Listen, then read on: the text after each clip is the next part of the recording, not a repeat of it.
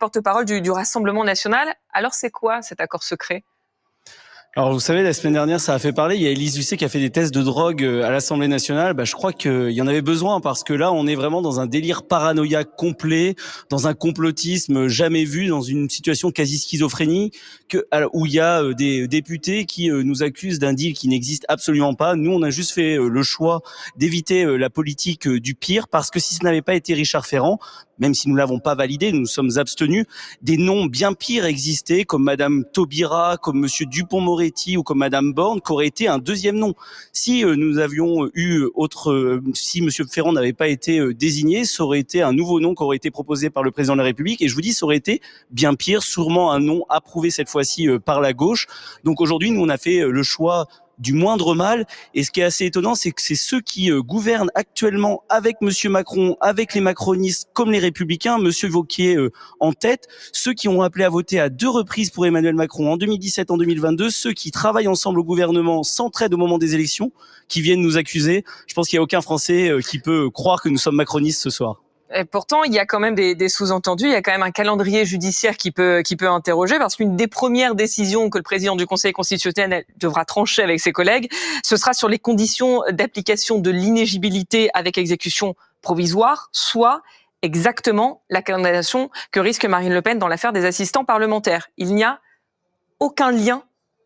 Mais non, il y a absolument aucun lien. Et puis, dans tous les cas, Monsieur Ferrand, c'est un membre parmi un ensemble de membres du Conseil constitutionnel. Il est absolument minoritaire. Donc déjà, ce deal n'existe absolument pas et ça n'aurait aucun sens d'avoir mené un tel accord si cela pouvait exister. Mais cela n'existe absolument pas. Ça n'a absolument aucun lien.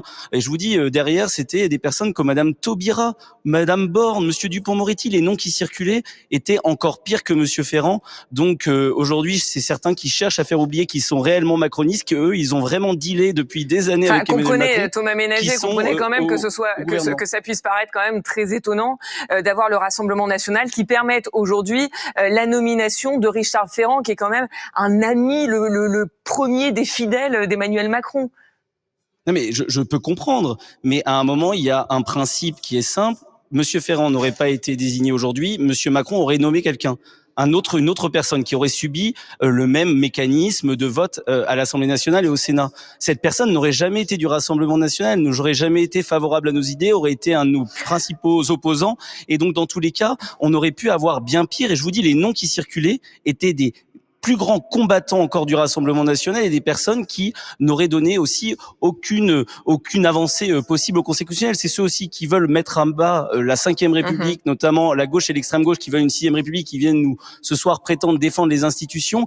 Et Monsieur Ferrand, et on verra si ça se confirme dans les actes, a pris quand même des engagements, c'est-à-dire de ne pas faire de politique, d'avoir une neutralité, une indépendance. Alors on n'est pas dupe et on surveillera, mais dans tous les cas, ça aurait été bien pire, je vous dis, avec Madame Taubira. Il suffit que le peuple de droite se souvienne de qui est Madame Taubira, par exemple. Christophe Barbier. Monsieur le député, je ne crois pas à cette explication. Mieux vaut Ferrand que Taubira ou quelqu'un d'autre. L'alliance, l'addition des sénateurs LR, des députés LR et des députés RN dont vous êtes aurait bloqué la route à ces gens-là. En revanche, je crois à votre autre argument, d'ailleurs il est dans votre communiqué de presse du groupe RN. Vous avez bien entendu Richard Ferrand dire qu'il n'était pas pour le gouvernement des juges. Et c'est cela aussi qui vous inquiétait, c'était de voir cette institution qu'est le Conseil constitutionnel devenir une sorte de gouvernement des juges. Est-ce que là, j'ai raison? Est-ce que vous avez été sensible à cet argument? Alors, premièrement, déjà, vous avez oublié une chose, c'est que la gauche aurait voté pour un certain nombre des noms que je vous ai cités. Monsieur elle était minoritaire, la gauche. Il y a personne. Au Sénat, il n'y a personne.